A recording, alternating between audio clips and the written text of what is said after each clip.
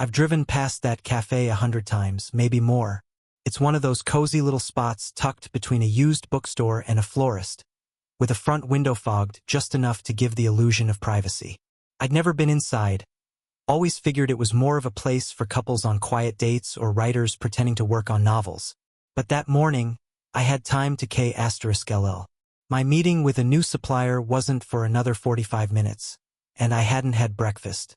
It was the kind of ordinary decision you make without thinking. Just pull over, grab some coffee, maybe a muffin. Nothing meaningful. Nothing life-altering. I parked a block away. The street was half empty, and a soft drizzle was coming down.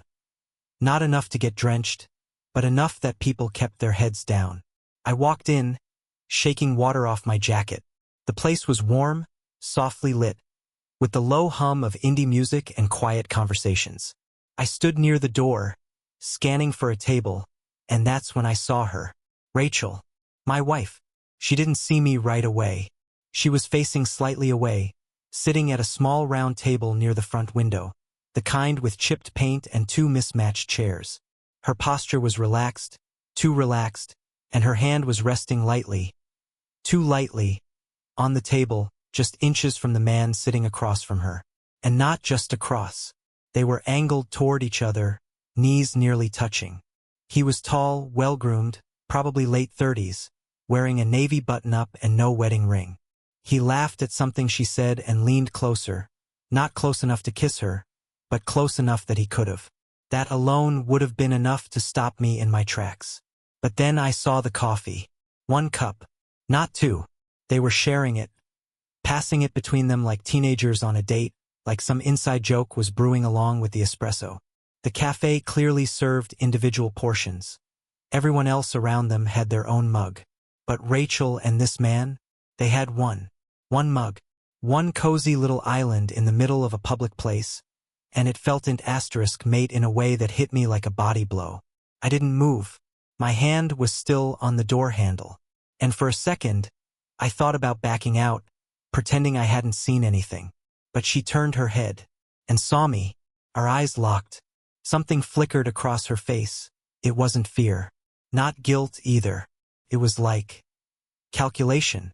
Like she had 3 different stories already loaded in her mind, and she just had to pick which one would land best. She stood quickly. Too quickly. I watched her make her way across the cafe, weaving between tables like she didn't want anyone to notice she was in a rush. Her smile was faint and practiced, the kind she used at holiday parties when she had to pretend everything was perfect. "Garrett?" she said, touching my arm lightly. "Hey, what a surprise. What are you doing here?" She said it like I was interrupting something boring, like she'd just run into me in a grocery store aisle. "I was grabbing coffee before a meeting," I said, my voice flat. She glanced back over her shoulder, quick and deliberate, then turned back to me. "That's Daniel," she added casually. "You know, from the firm.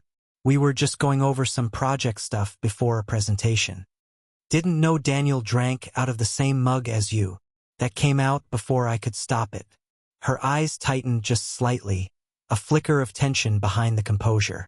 She let out a soft laugh, like I was being silly. "Oh, that? I forgot to order a second one. We were in a rush. It's not a big deal."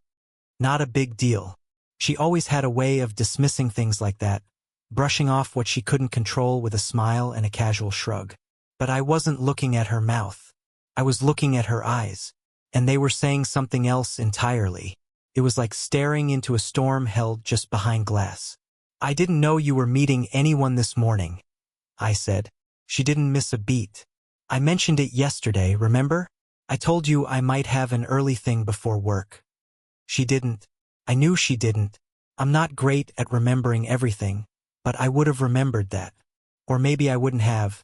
Maybe I just started accepting these gaps, these subtle changes in our communication, like background noise you stop noticing over time.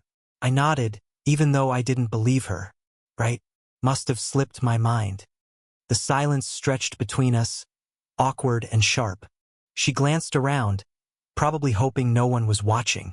"Well, I should get back," she said, her tone light. "Daniel and I still have a few slides to finish before the client call." "Sure." She lingered for half a second, maybe expecting me to kiss her cheek or wish her luck. I didn't move. I just watched her walk back to the table. I watched her sit down. I watched the man, Daniel, lean back in his chair with a practiced kind of confidence, like he wasn't worried about being seen, like he'd been here before. I turned and left. I didn't taste my coffee that morning. I don't even remember if I got one. But I remember her eyes. I remember how calm she looked on the surface, like nothing out of the ordinary had just happened. But behind that calm was something tight, controlled, like she knew she had to hold the line, like she knew what I saw wasn't nothing. The whole day after that felt off, like walking through a world tilted slightly sideways. My meeting came and went, but my mind never really left that cafe. I kept going over the details in my head, trying to make it harmless, trying to give her the benefit of the doubt. Maybe it really was just a coffee with a colleague. Maybe I was overreacting. But then I remembered the look she gave him when he laughed. Soft, familiar. That wasn't a work meeting. That was something else. And it wasn't the coffee. It wasn't the table. It was the fact that she didn't look surprised to be caught. She looked prepared, like she'd been expecting this moment to come eventually. And that terrified me more than anything else. When I got home that night, Rachel was already there. She was in the kitchen, humming to herself, sautéing something in a pan like it was just another ordinary evening. I watched her from the hallway for a few seconds longer than I should have. Not because I was admiring her, but because I was trying to figure out how she could look so normal, so composed. She glanced over her shoulder and smiled. "You're home early." Meeting wrapped up faster than I expected. "Good timing," she said, turning back to the stove. "Dinner's almost ready." I watched her stir the pan. She moved easily, naturally. Not a hint of nervousness or guilt. It was almost impressive, the performance of it all. I sat down at the table and tried to play along. I didn't want to start something. Not yet. Not until I had more than a gut feeling and a shared coffee mug to go on. We ate in silence. She made small talk about her boss's vacation and the firm's new accounting software. I nodded, offered a few polite responses, but mostly I was somewhere else. Back in that cafe. Watching her sit next to that man like she belonged there. Like it was a world that had no place for me. After dinner, she cleared the dishes and kissed me on the cheek. "I'm going to get some work done upstairs," she said. "Don't wait up. Work." I waited 10 minutes before I followed.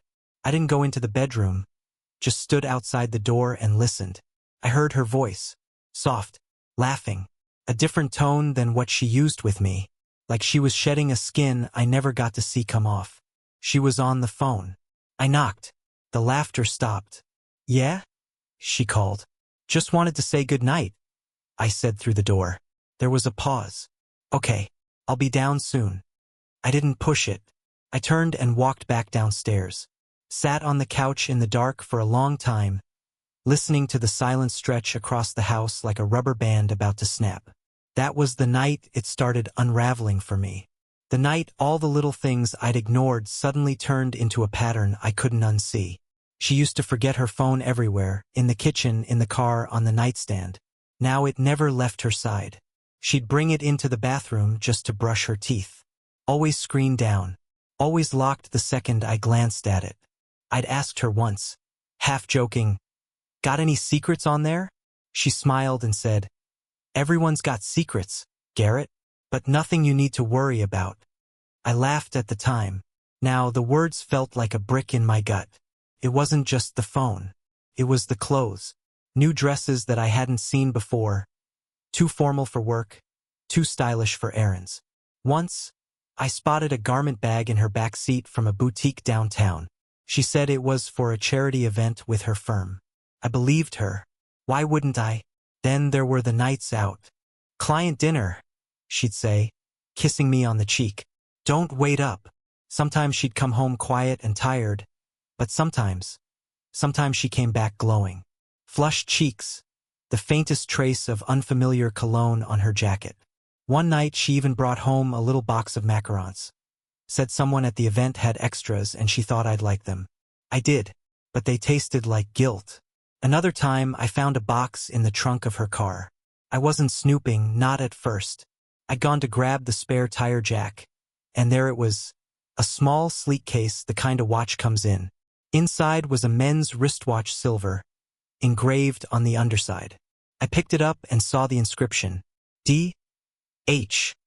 Who's D.H.? I asked that night as casually as I could. Rachel didn't even blink. Oh, that? It's for one of my clients. His assistant had it shipped to my address by mistake.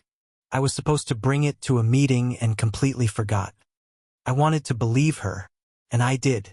I had to, because believing otherwise meant admitting that something was deeply wrong, and once you say it out loud, there's no putting it back. But after the cafe, the watch made a different kind of sense. So did the phone. So did everything. I started paying attention in a way I hadn't before. I watched her the way you watch a stranger across a room. I started noticing her silences, the moments where I'd say something and she'd smile politely but not really respond. The little deflections. The way she never asked how my day was anymore, or how my projects were going. The connection we used to have, the shorthand, the small touches, the looks across crowded rooms. It had all gone quiet. Dead air. One night I asked if she wanted to go out. Just us. Dinner. A movie maybe. Something simple. She hesitated. This week's really slammed, she said. Next week might be better. Next week came and went. I stopped asking. We weren't fighting. That was the weird part.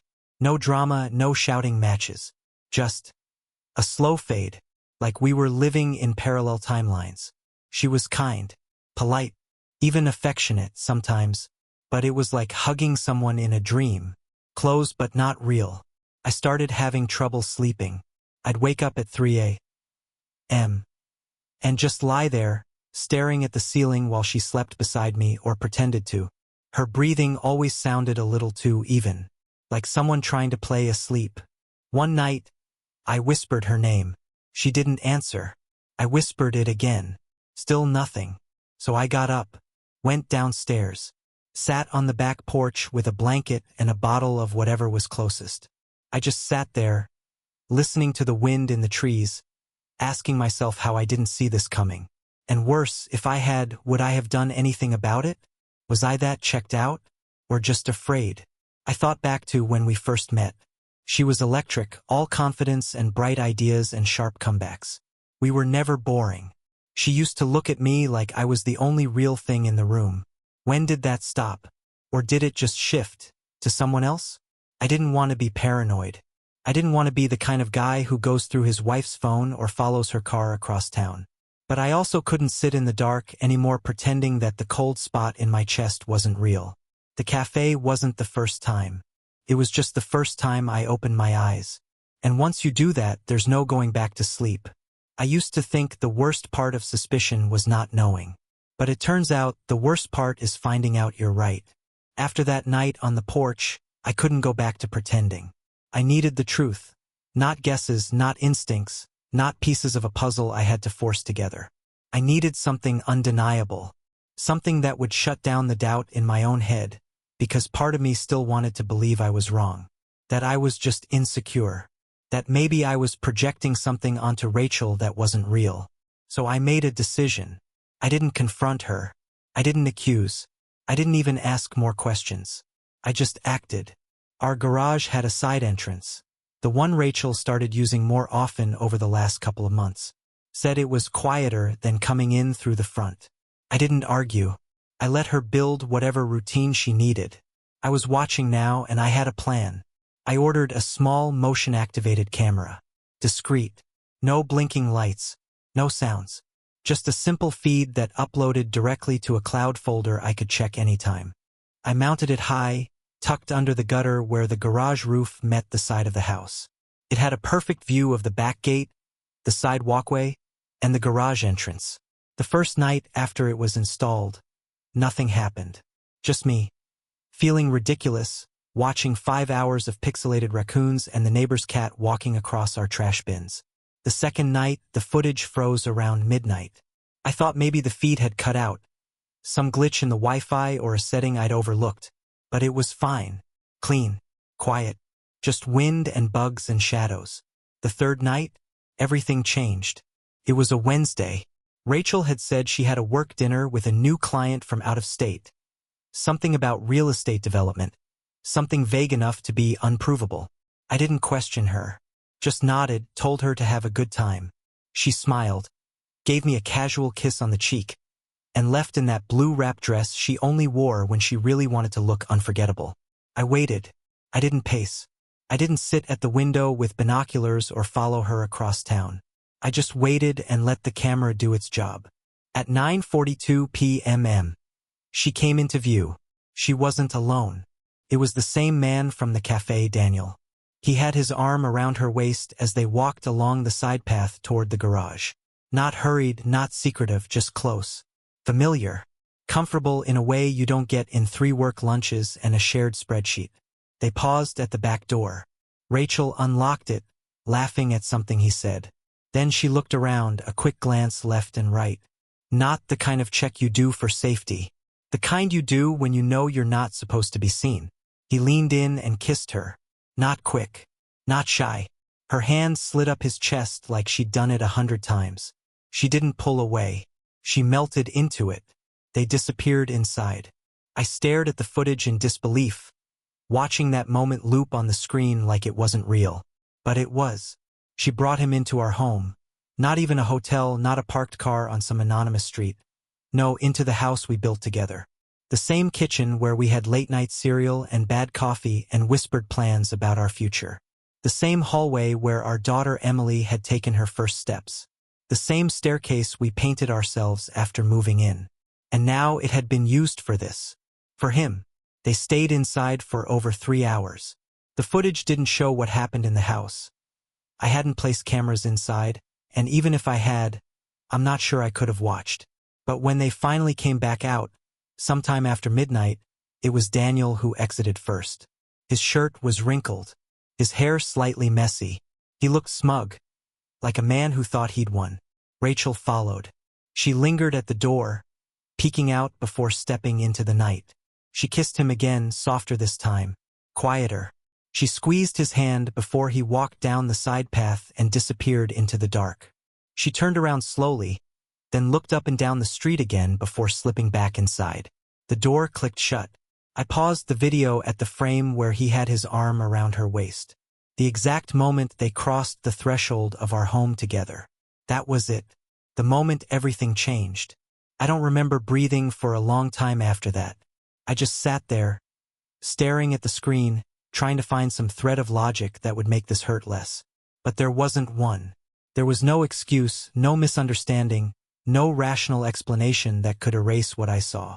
I thought about Emily, how she had been at her friend's sleepover that night, completely unaware of the storm brewing back home. Thank God for that. The thought of her walking in on them, or hearing something she shouldn't, made me feel sick. I thought about the promises we made. The ones you say in front of a crowd but mean in private. The ones that were supposed to be sacred even when things got hard. And I thought about the way Rachel had looked at me lately, like I was a worn-out book she used to love but couldn't bring herself to reread. I stayed up until dawn, watching the footage again and again, not because I needed to confirm what I'd seen, but because part of me still couldn't believe it. I wanted to catch her flinching, regretting. I wanted to see hesitation in her body, a last-minute pullback, something, anything, that said she knew it was wrong. But it wasn't there. She was confident, comfortable, like she'd done it before, like it wasn't the first time. I saved the footage to a backup drive and stored it away.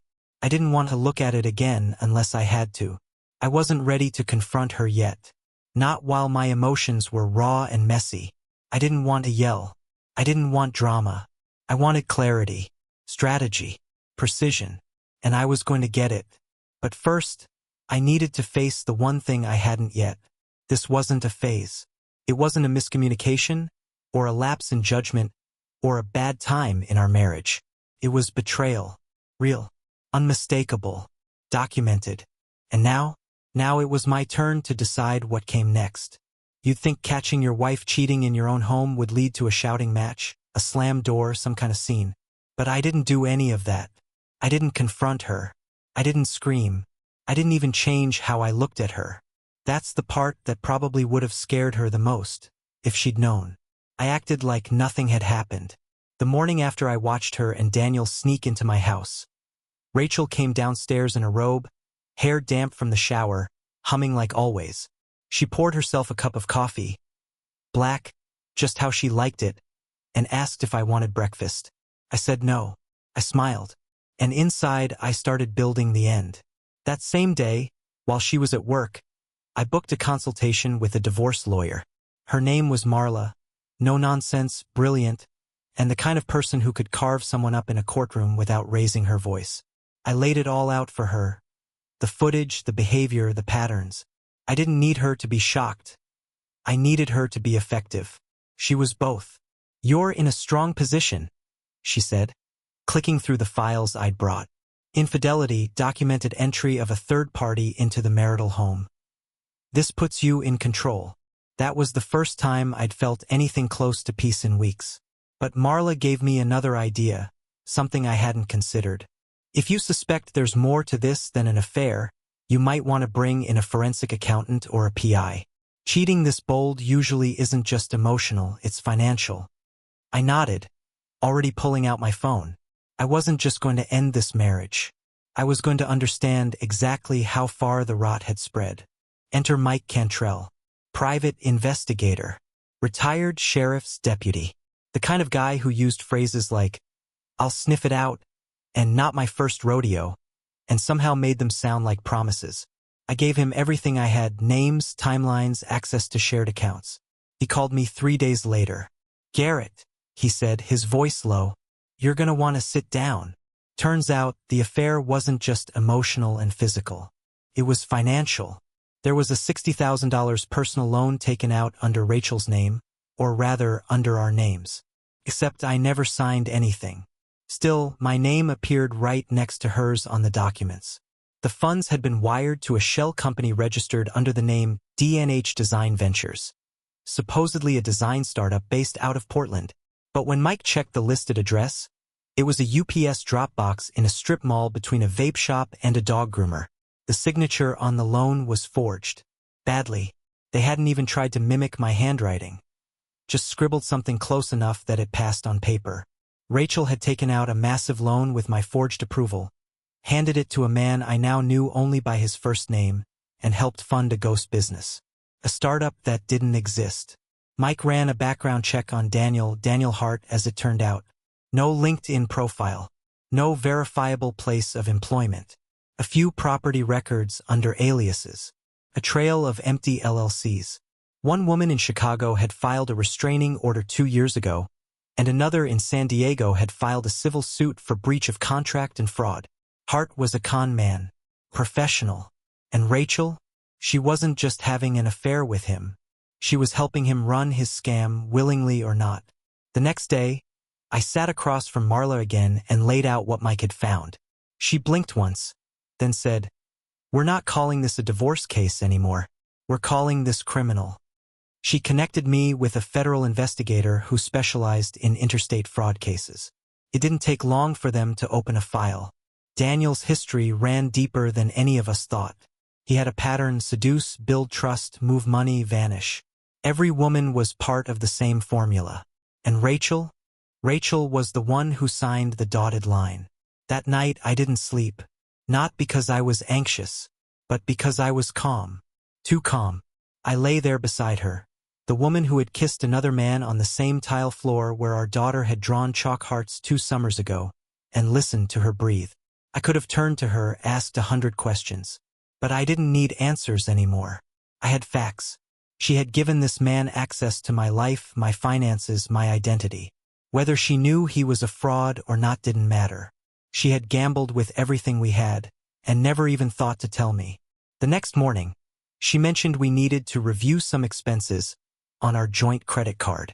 Her tone was casual, like we were talking about groceries. I smiled, poured her a cup of coffee, and told her we'd look into it that weekend. She smiled back. I guess that was the moment I realized how far gone we were, that we were just 2 people performing a marriage that had already ended. The arrest happened the following Friday. I wasn't there to see it. The feds picked Daniel up outside a co-working space he used as a cover. Rachel called me about an hour later, frantic, asking if I knew anything about it. Her voice was all tremble and static. I told her I'd meet her at home. When I got there, she was sitting at the kitchen table, hands in her hair, staring at her phone. "They took him," she said. "Daniel, I don't know what's going on." "They have proof," I said calmly, setting my briefcase down. "Lots of it." She looked up at me, confusion flickering in her eyes. "What are you talking about?" "I know about the loan," I said. "The fake business, the forged signature, the money you handed over." She froze. "I saw everything, Rachel. I've had someone following the trail for over a week. I know what you did, and I know who he is." Her mouth opened and closed like she was trying to summon a defense. Nothing came. "I didn't know," she whispered finally. "I didn't know he was like that. But you knew you forged my name. You knew you didn't tell me." She looked down at the table, her hands trembling. "I thought it would pay off. He said it was just temporary, that he needed a jumpstart and I could pull the money back out once the clients came in." "You believed that?" She nodded, barely. "And you believed he was with you for you? Not for the access? Not for the funds?" Tears welled in her eyes, but I felt nothing. Not hate, not sympathy, just an aching kind of distance, like I was watching someone else's life fall apart on TV. The feds interviewed her the next day. She folded fast, told them everything. Emails, bank statements, meeting dates, pleaded temporary blindness, manipulation, emotional compromise. Maybe she was telling the truth. Maybe Daniel really had played her that well. But she still signed those papers. She still brought him into our home. She still lied to me night after night, while we made dinner and folded laundry and pretended like things were fine. Rachel agreed to a plea deal. Fraud facilitation. No jail, but a suspended sentence, mandatory restitution, and a court order to attend financial accountability counseling. Daniel? He wasn't so lucky. Multiple counts of wire fraud, identity theft, and conspiracy. His rap sheet stretched across 3 states. No plea deal. No loophole. He was done. But so was I. Done pretending this was salvageable. Done sharing my life with someone who could look me in the eyes and say everything was fine, all while helping a criminal forge my name and bleed our future dry. Now it was time to end it. On my terms. There's a specific kind of silence that comes after betrayal. Not the explosive kind, where voices are raised and doors slam. I'm talking about the quiet that follows, the kind that sits heavy in your chest and makes your house sound too big. I lived in that silence for weeks after Daniel Hart's arrest. Rachel barely spoke after her interview with the feds. She moved through the house like a ghost, cooking meals she didn't eat, folding laundry that wasn't hers, standing by the window like she was waiting for someone who wasn't coming back. And maybe she was. Maybe part of her still thought Daniel would call from a jail phone, apologize, and promise her some twisted version of forever. But Daniel wasn't calling. Because Daniel was done. The federal investigator assigned to the case, a woman named Agent Kravitz, kept me updated. Not because she had to, but because she wanted to. She said it wasn't often that someone like me came forward with such clean, chronological, damning evidence. She told me I'd made her job easy. Apparently, Daniel had run similar cons in 3 states over the last 5 years. His method was consistent. Meet a woman with access to credit or capital, win her over with charm, promises, a vision of a glamorous future, then slowly siphon resources into ghost startups and fake ventures. He'd always disappear before law enforcement caught on. But this time, he stuck around too long. He got comfortable, sloppy. Rachel wasn't his first, and she wouldn't have been his last. But she was the one who led him right into the trap. And me? I just made sure it closed. I learned later that when they raided Daniel's apartment, they found burner phones, multiple IDs, and a folder labeled Q4 Pitch Deck, Rachel H. As if she was just another bullet point in a business plan. Another asset. Another mark. He had a fake passport ready. A go bag in the closet. His own name wasn't on the lease. But none of it saved him. They brought over 3 women to testify from other states. One from Michigan. One from Nevada. and another from Oregon. All of them had a similar story: swept off their feet, charmed out of tens of thousands, left holding the bag. One of them lost her retirement fund. Another, her house. None of them had the foresight or the resources to document it like I had. That's what made the difference. It wasn't rage that brought Daniel down. It was record-keeping. I got a call one morning from Agent Kravitz. She sounded almost satisfied. "We've charged Hart with 7 counts of wire fraud, 2 counts of identity theft, and 1 count of aggravated financial impersonation. Bail's denied. He'll be transferred to federal holding next week." I remember the words clearly, not because I celebrated, but because I didn't feel much of anything. It was justice, but not relief. That came later. Rachel agreed to testify as part of her plea deal. I wasn't there in the courtroom, but I read the transcript. She told the judge she was emotionally manipulated, that she believed Daniel was building something legitimate, that he didn't seem like the kind of man who would lie. I don't know if I bought it. Part of me still wonders how much she knew, how much she chose not to know. But the truth is, it didn't matter anymore. The moment she signed my name on that loan application, it stopped being about intention. She made a choice. That was enough. She took the plea: 18 months suspended, mandatory community service, restitution payments scheduled over the next 5 years, and a requirement to attend fraud rehabilitation sessions. Whatever that means. I didn't gloat. I didn't mock her. Honestly, by then, I didn't even argue. We were beyond arguments. The divorce hearing was scheduled 2 weeks later. It was clean, clinical. My lawyer, Marla, handled everything. She brought a binder, tabbed, color-coded, airtight. I didn't say much. I didn't need to. The judge reviewed the documentation, noted the forged signature, acknowledged the criminal case, and ruled in my favor across the board. Full custody of Emily. Sole ownership of the house and assets. Rachel's visitation rights were limited and supervised, something the court mandated given her involvement in a federal fraud case. It was everything I'd asked for, and somehow it still felt hollow. That night, after the paperwork was signed, I sat alone in the living room. Just me, a glass of whiskey, and the sound of the old HVAC humming through the vents. The house didn't feel like a victory. It just felt quiet. But it was a clean quiet. No secrets behind walls. No guilt hiding under the floorboards. Just space. Emily came home the next morning. She'd been staying with my sister during the hearing. She was 10, curious, bright-eyed, and far too perceptive. She asked me if Mommy was okay. I told her that Mommy had made some mistakes and was trying to fix them. I didn't lie, but I didn't burden her either. She nodded. Then she handed me a drawing. Just crayon lines and stick figures.